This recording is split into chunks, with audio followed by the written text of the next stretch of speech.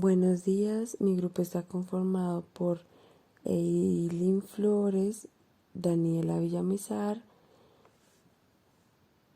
María Flores y María Alejandra Suárez. El día de hoy hablaremos de los trastornos de ansiedad, enfocándonos en el trastorno de ansiedad generalizada y el trastorno de pánico. Los trastornos de ansiedad son aquellos que comparten características de miedo y ansiedad excesivos, así como alteraciones conductuales asociadas.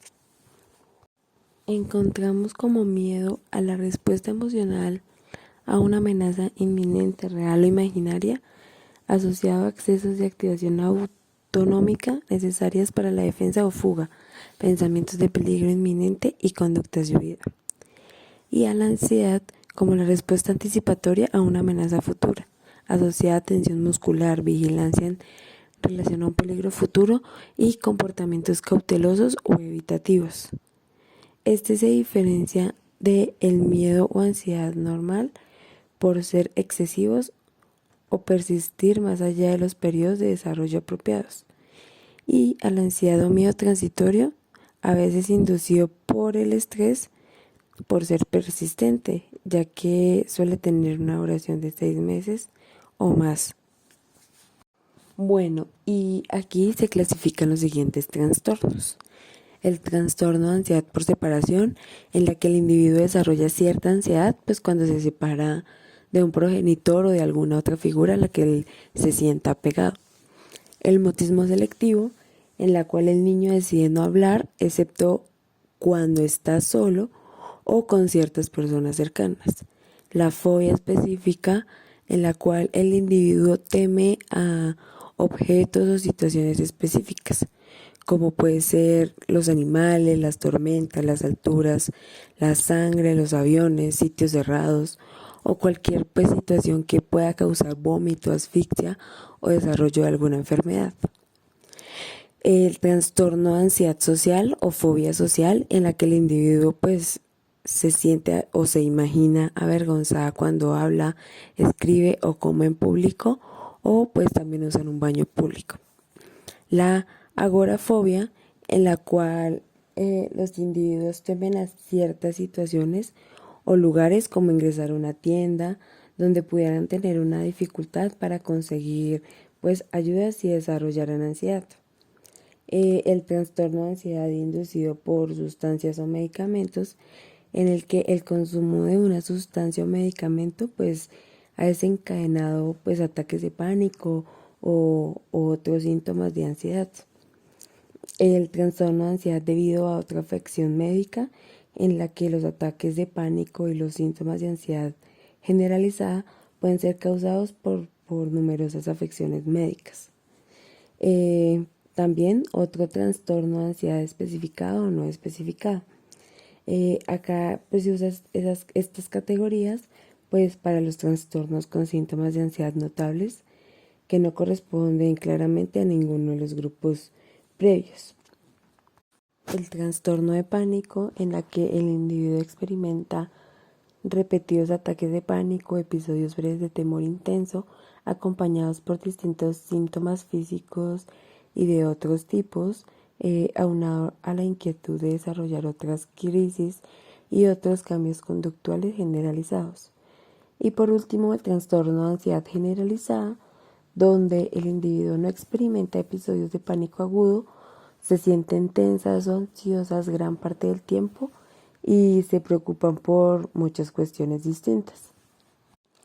En este caso abordaremos con plenitud el trastorno de pánico y el trastorno de ansiedad generalizada.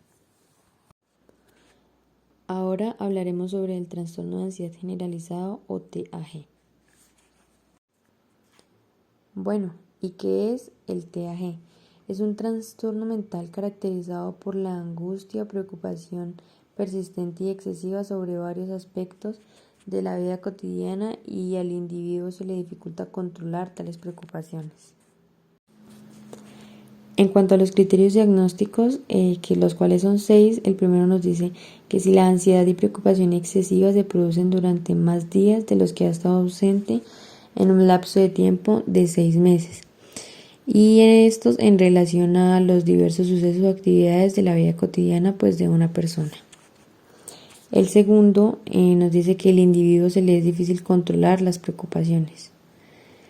El tercero habla de la ansiedad y la preocupación que se asocian a 3 o más síntomas, los cuales son inquietud o sensación de estar atrapado o con los nervios de punta, facilidad para fatigarse, dificultad para concentrarse o quedarse con la mente en blanco, irritabilidad, tensión muscular y problemas de sueño. En este pues entran las dificultades para dormir o para continuar durmiendo. En cuanto a los niños, solamente se requiere de un solo ítem o síntoma para considerarlo. El siguiente criterio habla de la ansiedad, preocupación o síntomas físicos que causan malestar clínicamente significativo o deterioro en el aspecto social, laboral u otras áreas importantes de su funcionamiento. El siguiente criterio dice que la alteración no se puede atribuir a los efectos fisiológicos de una sustancia, como drogas o medicamentos u otra afección médica. Y por último, la alteración no se explica mejor por otro trastorno mental. El trastorno de ansiedad generalizada se identifica por los siguientes síntomas: una preocupación constante y exagerada, incluso cuando no hay razones para preocuparse, percibir situaciones como amenazantes, incluso cuando no lo son, dificultad para lidiar con situaciones de incertidumbre, un temperamento indeciso y un miedo a tomar decisiones, más exactamente pues a tomar la decisión errada, y una dificultad para relajarse. También manifiestan las personas que lo padecen un sentimiento de imposibilidad al controlar las situaciones y sus preocupaciones y nerviosismo. También se presentan varios síntomas físicos, entre los cuales está la inquietud o sensación de excitación o nerviosismo, la fatiga, la dificultad para concentrarse o tener la mente en blanco. También está la irritabilidad, la tensión muscular y las alteraciones del sueño. Además de esto, también se presentan varios problemas a nivel digestivo, en los cuales está incluido el síndrome de colon irritable. Para el correcto diagnóstico del trastorno de ansiedad generalizada, los síntomas deben haberse dado durante un mínimo de 6 meses seguidos, la mayor parte del día. El diagnóstico de este trastorno se hace bajo los criterios clínicos basados pues en el DSM-5 ya nombrados anteriormente por mi compañera. Se deben asociar a 3 o más de los siguientes síntomas: las agitaciones o nerviosismos, la facilidad para fatigarse, la dificultad para concentrarse, la irritabilidad, la tensión muscular y los trastornos del sueño. Además, existen unas características asociadas que apoyan al diagnóstico, entre las cuales están la tensión muscular, pues pueden aparecer temblores, contracciones nerviosas, inestabilidad, molestias musculares o incluso dolor. Además, también se pueden presentar síntomas somáticos como la sudoración, las náuseas o la diarrea. En este trastorno se presenta la hiperactividad vegetativa en menor presencia que en otros trastornos, pero pues igual es importante tenerla en cuenta.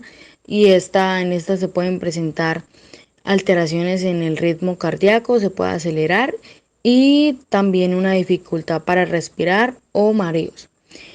También hay que tener en cuenta el estrés, pues este puede llegar a presentar el síndrome de intestino irritable, dolores de cabeza, y pues también afecta al sistema y ocasiona dolores musculares.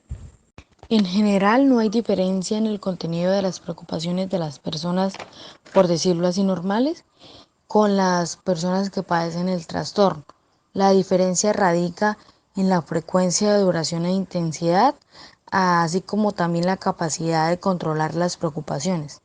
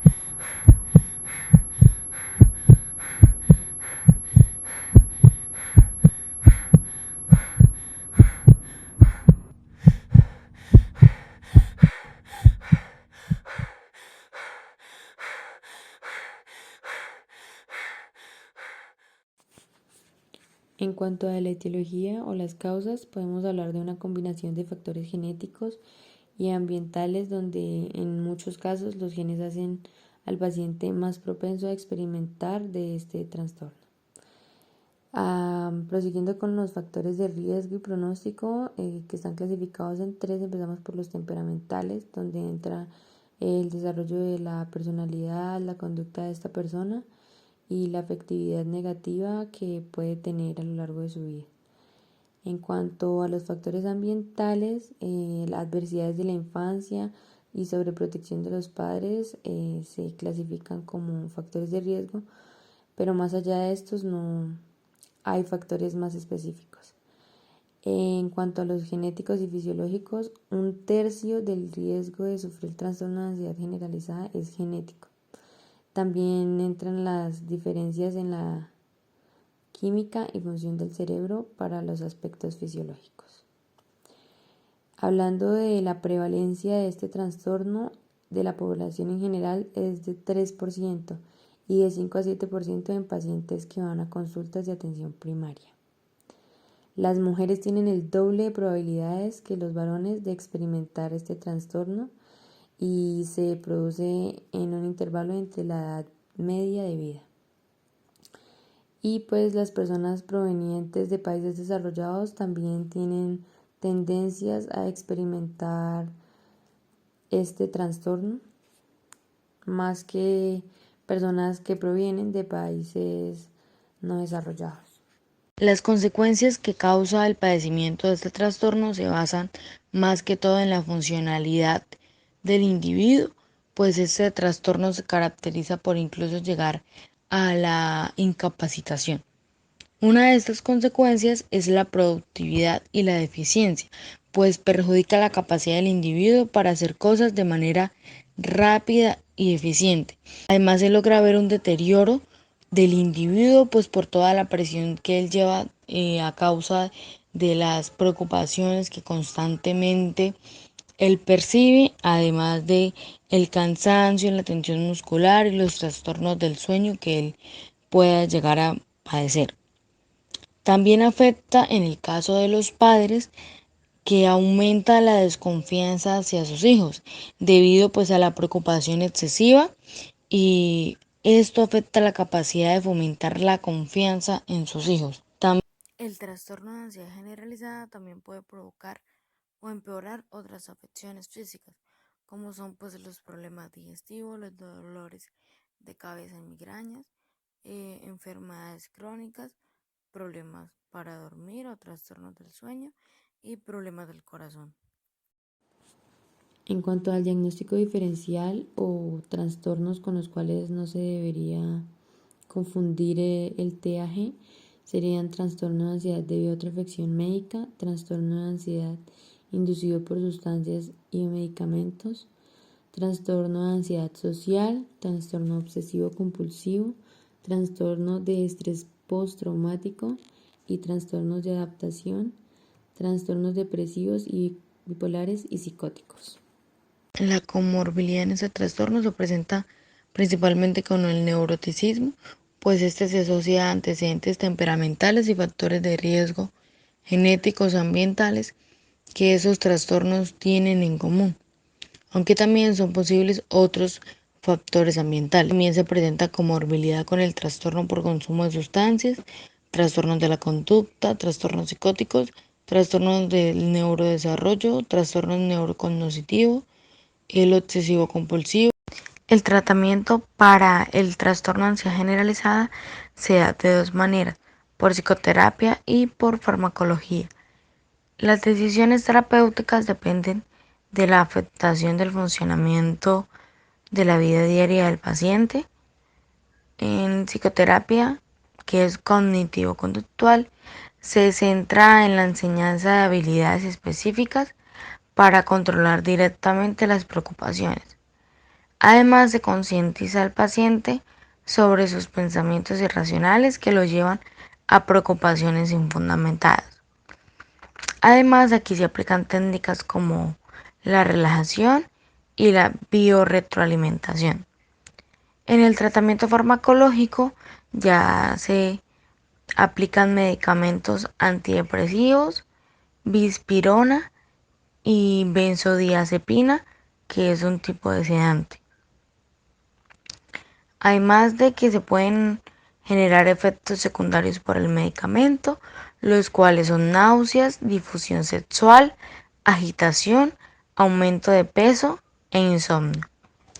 Pero pues esto ya depende de cada organismo.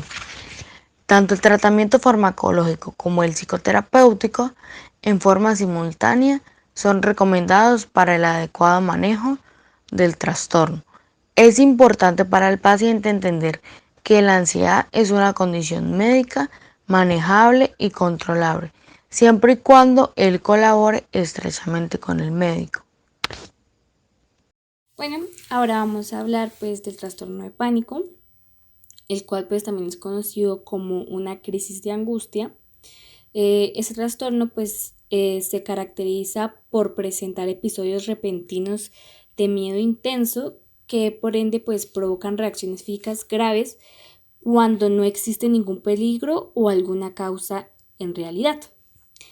Aparte de esto, pues como ya mencioné anteriormente, este trastorno presenta miedo, pérdida parcial del control. A las personas que padecen este trastorno pueden llegar a sentir que están teniendo algún ataque cardíaco o que simplemente van a morir. Además de esto, pues también hay que anotar que este trastorno comienza de manera súbita, es decir, que no presenta ninguna advertencia antes de manifestarse. Es decir, pues este puede ocurrir cuando la persona esté manejando, cuando esté caminando, cuando esté en la calle, cuando esté en el centro comercial o cuando esté durmiendo. Ahora vamos a hablar de los criterios diagnósticos, los cuales son 4, en donde el A pues habla de que los ataques de pánico pues pueden ser imprevistos o recurrentes. Es decir, pues que prácticamente un ataque de pánico es la aparición súbita de miedo intenso, de un malestar intenso que alcanza pues su máxima expresión en minutos. En este caso, pues durante ese ataque de pánico se puede presentar pues la taticardia, sudoración excesiva, temblores, sensación de dificultad para respirar o pues simplemente asfixia, dolores estomacales o dolores en la zona del tórax, sensación de ahogo, escalofríos, entumecimiento de las manos o pues en cualquier otra parte del cuerpo, miedo a morir o pues el miedo a perder el control o a volverse loco. La despersonalización, que prácticamente pues es la sensación de irrealidad. En el criterio B, pues encontramos que después de este ataque de pánico se puede presentar pues la inquietud de saber cuándo o en qué momento se va a volver a presentar uno de estos ataques o pues un cambio significativo en cuanto a la adaptación del comportamiento, es decir, se produce una mala adaptación de dicho comportamiento. En cuanto al criterio C, pues nos habla que pues estos ataques de pánico no se pueden atribuir al consumo de alguna sustancia psicoactiva, es decir, consumo de drogas, de alcohol o algún medicamento que en este caso pues el paciente o la persona que lo esté presentando esté consumiendo. Y por último tenemos el criterio B, que nos dice que pues la alteración pues no se puede explicar mejor por otro trastorno mental. Es decir, que ejemplo, pues los ataques de pánico no se pueden o no se producen únicamente en respuesta a situaciones sociales temidas, como lo puede estar presentando una persona con trastorno de ansiedad social. En cuanto al diagnóstico o los síntomas, existen síntomas físicos como la presencia de taticardia, de temblores, dolores intensos en el pecho o en el estómago, tienen o presentan dificultad para respirar, en ocasiones pueden presentar debilidad en su cuerpo o mareos, suelen transpirar, sentir calor o escalofríos excesivos. También pueden sentir pues hormigueos o entumecimiento de las manos o en otra parte del cuerpo. En algunas personas se presenta la despersonalización o la pérdida parcial de la conciencia. Además de esto, pues ellos suelen pues malinterpretar sensaciones corporales inofensivas como amenazas. También pues suelen tener preocupación intensa por no saber en qué momento van a volver a presentar algún ataque de pánico y también pues sienten miedo de ir a lugares donde ya han tenido anteriormente un ataque de pánico. En cuanto a las causas, pues por lo general se desconocen, pero más sin embargo hay factores que pueden influir como la genética, es decir, si algún paciente que nosotros tengamos y está presentando trastorno de pánico, puede ser que sus padres y sus abuelos pues hayan presentado lo mismo. También otro factor es el alto nivel de estrés que esté manejando el paciente o que éste tenga un carácter proclive a emociones negativas o que simplemente pues existan cambios en el buen funcionamiento de su cerebro. No, not again. Why does this always have to come out of nowhere? It's really hot in here. I can't catch my breath. Why can't I catch my breath? My hands are shaky. My heart's definitely going too fast. My pulse is too high. My pulse is definitely too high. This is not good. I wish someone was here. No, they'll think I'm crazy. Probably. It's cold. Why do I feel so heavy on the chest? What were the symptoms of a heart attack again? Chest pain. Yeah, that's it. Definitely having a heart attack here. My arm and muscles so tight. Where did my legs go? Oh, feel my legs. This is so weird. Just feels like I'm on the other side of the room. Unreal. Looking at myself. Unreal. Completely unreal. I really don't feel well. I think I'm gonna be sick. I wonder if these will help. This will calm me down. This is not a good idea. Be smoking. I'll take some just in case. Did I overdose? Probably overdosed. My head's going to explode. Am I going crazy? Probably going crazy. What if I lose control and do something stupid? I hope no one sees me like that. I really don't feel well. I think I'm dying. Am I dying? Wait, I know this. This is a panic attack. My brain just messed things up and triggered fight or flight at the wrong place and the wrong time. Okay. I'm just going to lie on the couch, clenching my fists, and it'll pass. Always does. Nothing bad ever happens. Just breathe, relax, calm down. I really wish someone was here. Do I? No. They wouldn't understand. How would I even explain this? This has no particular reason. This is stupid. I'm so tired. I don't want anybody to see me like this. What if I get a panic attack in public? Everybody will be looking. No. No, no, no, no, no, no, no, no. No, no, no, no, no, no. Yeah, I'll stay. It's safe now. It's safe.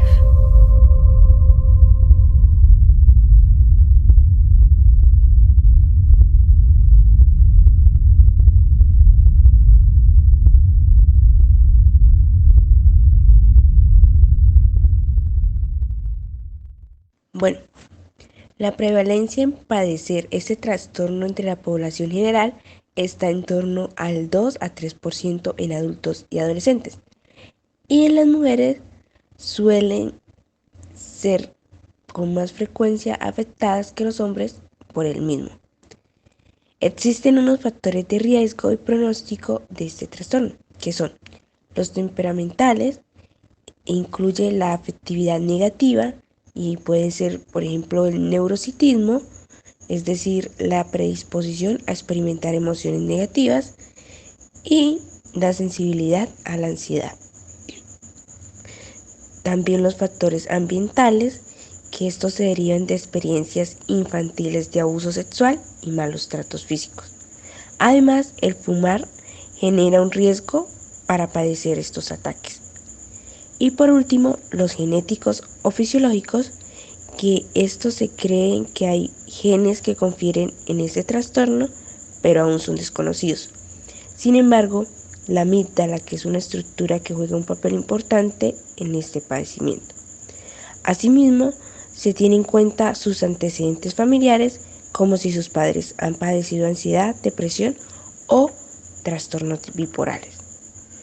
También se presenta un riesgo de suicidio, en el cual los individuos con ataques de pánico y un diagnóstico de este trastorno por un año se relacionan con una mayor tasa de intentos de suicidio y de ideación suicida.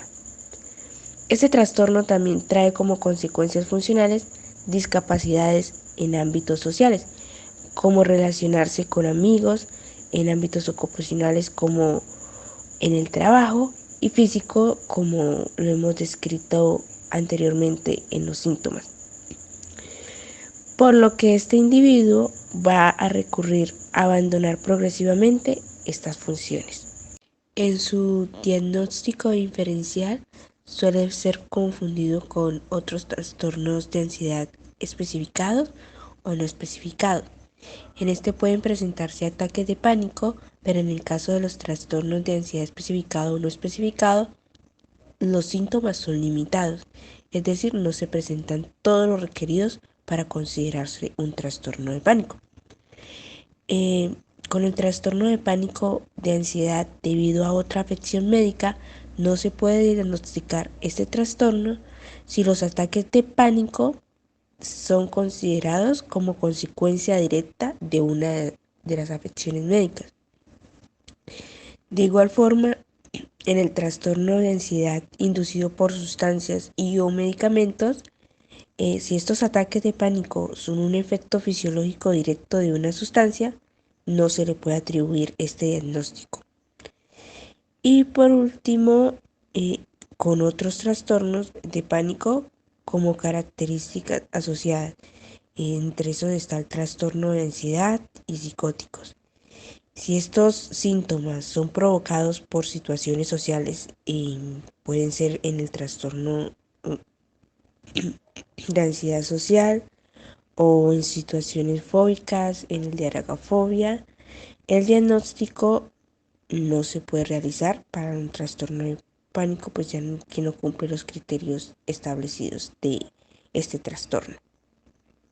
Y en la comorbilidad dice que este va acompañado o acompaña a trastornos de ansiedad, especialmente la agorafobia, también el trastorno bipolar, también la depresión mayor y posiblemente también el trastorno por consumo moderado de alcohol. Ahora hablaremos del especificador del ataque de pánico. Hay que tener en cuenta que un ataque de pánico es diferente al trastorno de pánico, puesto pues, que se presentan los mismos síntomas. En este se especifica que el ataque de pánico no es un trastorno mental. Como dije, la sintomatología del ataque de pánico es la misma que la que tiene el criterio A del trastorno de pánico. Este ataque tiene una prevalencia del 11,2% dentro de la población general, y de igual manera lo sufren más las mujeres que los hombres. También los factores de riesgo son los mismos que manifiesta y dije anteriormente en el trastorno de pánico. Y consecuente de este ataque se presenta una concurrencia en trastornos como el de la ansiedad, el depresivo, el bipolar, el que es por consumo de sustancia, por trastornos psicóticos y trastornos de la personalidad. En el diagnóstico diferencial están otros episodios paroxísticos como ataques de ira, que pues en este no se le atribuye si no presenta episodios con un aumento brusco del miedo, sino más bien pues como otros estados emocionales en esos ira o pena. También está el trastorno de ansiedad debido a otra condición médica, que aquí se debe tener en cuenta el papel etiológico de las afecciones médicas. En este caso suele confundirse con afecciones como hipertiroidismo, disfunciones vestibulares o trastornos convulsivos, entre otros. Y también con el trastorno inducido por sustancias o medicamentos. En este caso, las sustancias son las responsables de la derivación del ataque de pánico, y las cuales son cocaína, cannabis o en su defecto la abstinencia de agentes depresivos. En la comorbilidad podemos observar que va de la mano con trastornos como la ansiedad, los depresivos, los bipolares, trastornos de control de los impulsos y trastorno por consumo de sustancias. Y finalmente está el tratamiento, que dentro de la intervención psicoterapéutica se maneja la terapia cognitivo-conductual, en donde se realizan técnicas de manejo de la ansiedad mediante la respiración diafragmática y la relajación. Y también se realiza la reestructuración cognitiva, que comprende la exposición a estímulos temidos. Ya más farmacológicamente hablando, se tienen los inhibidores selectivos de la recaptación de serotonina, que estos pues son seguros y tienen un bajo riesgo de los efectos secundarios. Y eso se utiliza más que todo para tratar pues los ataques de pánico. Y las benzodiazepinas, que son sedantes depresores del sistema nervioso central y se utilizan a corto plazo, dado que estas sí pueden crear una dependencia.